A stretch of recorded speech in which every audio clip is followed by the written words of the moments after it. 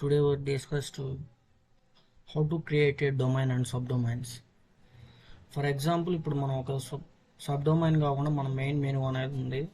మన main domain అనేది మనం పర్చేజ్ చేసాం. పర్చేజ్ చేసిన తర్వాత సబ్ డొమైన్ అనేది how to create a sub domain.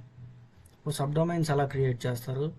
ఒక విపిఎస్ హోస్టింగ్ తీసుకుంటే అందులో సబ్ డొమైన్స్ ఎన్ని క్రియేట్ చేయొచ్చు ఏంటి అని చెప్పేసి మనం ఇక్కడ వచ్చేసరికి మనం ప్రీమియం వెబ్ హోస్టింగ్ అనేది తీసుకున్నాం. ఇందులో వచ్చేసరికి మనం 100 సబ్ డొమైన్స్ చేయొచ్చు.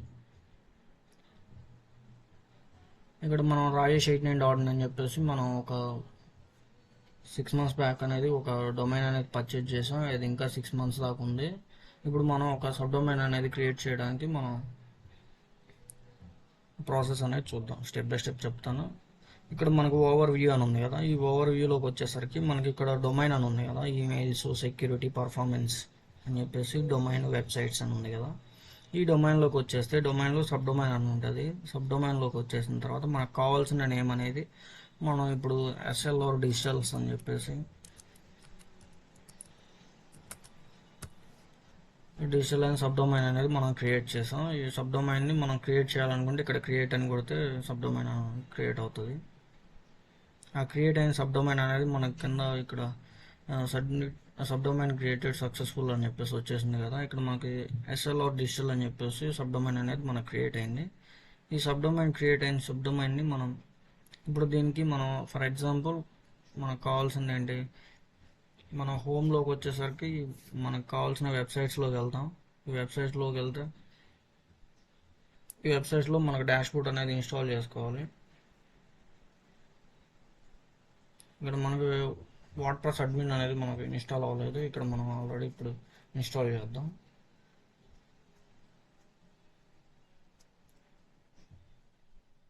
ఇక్కడ డొమైన్ అని ఉంది కదా, ఇక్కడ ఈ డొమైన్ అలాగే ఉంచేసి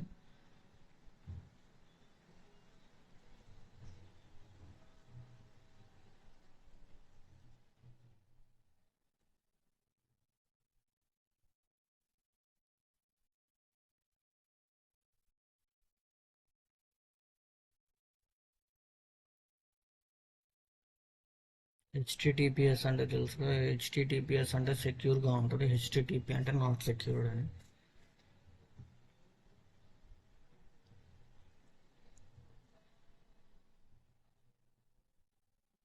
ఇక్కడ మనకు కనిపిస్తుంది కదా, ఇక్కడ మనకు వచ్చేసరికి ఓవర్ వ్యూలోకి వచ్చేసరికి మనకి ఎస్ఎల్ఆర్ డిజిటల్స్లోకి వచ్చేసరికి ఇందులో మనకి సబ్ డొమైన్ అనేది ఇన్స్టాల్, ఇక్కడ వర్డ్ప్రెస్ అనేది ఇన్స్టాలింగ్ అని ఉంది కదా, ఇన్స్టాలింగ్ కొడితే ఇన్స్టాల్ అవుతుంది.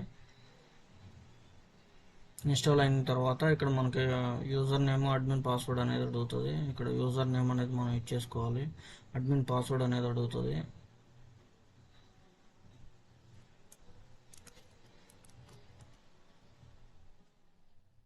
యూజర్ నేమ్ అడ్మిన్ అని ఇచ్చేసాను, పాస్వర్డ్ క్రియేట్ చేసేసుకున్నాను. ఇక్కడ వెబ్సైట్ వచ్చేసరికి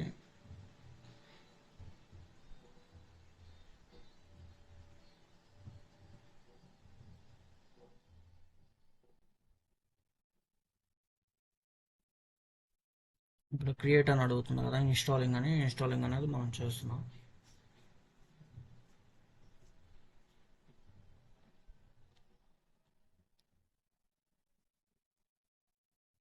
ఈ సబ్ డొమైన్స్ అనేది ఇలా మనం 100 కూడా సబ్ డొమైన్స్ క్రియేట్ చేసుకోవచ్చు. ఇది కూడా ఒక వెబ్సైట్ లాగే పనిచేస్తుంది. 1 year ఉంటుంది. మనం ఈ వెబ్సైట్స్ మనం ఎప్పుడు కావాలంటే అప్పుడు డిలీట్ చేసుకోవచ్చు. మళ్ళీ వేరే సబ్ డొమైన్స్ అనేది మనం క్రియేట్ చేసుకోవచ్చు. ఈ సబ్ డొమైన్స్ వల్ల యూజెస్ అంటే ఇలా ఉంటాయి. మనం ఓన్లీ ఒక వెబ్సైట్ అనేది సబ్ డొమైన్స్ని మనం క్రియేట్ చేసేసుకోవచ్చు. సో మెనీ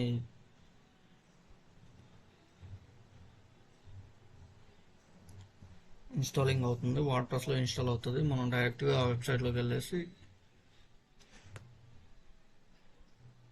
విపి అడ్మిన్ అని చెప్పేసి రాజేష్ ఎస్ఎల్ఆర్ డిజిటల్ అని చెప్పేసి మనం క్రియేట్ చేసేసుకున్నాం కదా.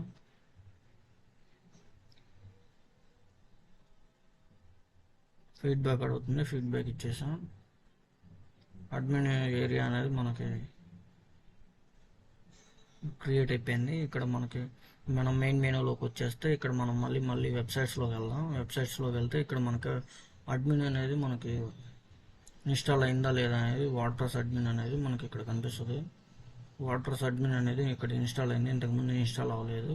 ఇప్పుడు ఇన్స్టాల్ అయిన అడ్మిన్లోకి మనం ఒకసారి క్లిక్ చేసేసామంటే డైరెక్ట్ మనం ఒక వెబ్సైట్ అనేది క్రియేట్ చేసేసాం కదా, ఈ సబ్ డొమైన్ అనేది క్రియేట్ చేసాం. ఈ సబ్ డొమైన్ని మనం ఎలా లాగిన్ అవ్వాలి ఏంటి అని చెప్పేసి నేను ఒక లాగిన్ ఐడి అనే పాస్వర్డ్ అనేది ఇచ్చేసాను. మనం ఇచ్చిన నేమ్ ఏదైతే పెట్టుకున్నామో ఆ నేమ్ని ఇక్కడ విపి అడ్మిన్ అని చెప్పేసి సెర్చ్ చేసేస్తే మనకి ఇట్లా డాష్ బోర్డ్ అనేది ఓపెన్ అవుతుంది. లేదు డాష్ బోర్డ్ ఓపెన్ అవ్వకపోతే విపి అడ్మిన్ అని టైప్ చేసిన తర్వాత మనం అడ్మిన్ పాస్వర్డ్ అడుగుతుంది. అడ్మిన్ పాస్వర్డ్ అనేది ఇచ్చేస్తే మనకి ఇలా డాష్ బోర్డ్ వస్తుంది. మనం వెబ్సైట్స్ కానీ థీమ్స్ కానీ ఇక్కడ పోస్ట్ కానీ ఇవి ప్రతిదీ కూడా మనం ప్లగ్ఇన్స్ థీమ్స్ అని చెప్పేసి ఇవన్నీ ఉంటాయి. మనం బేసిక్ నుంచి కూడా ఒక వెబ్సైట్ ఎలా క్రియేట్ చేయాలి ఏంటి అని చెప్పేసి మనం ఆల్రెడీ ప్రీవియస్ ఒక వీడియో అనేది దీనికి పిన్ చేసి ఉంచుతాను. ఆ వీడియో కంపల్సరీగా చూడండి. ఈ వీడియో మీకు హెల్ప్ఫుల్గా ఉంటే లైక్ అండ్ షేర్, సబ్స్క్రైబ్.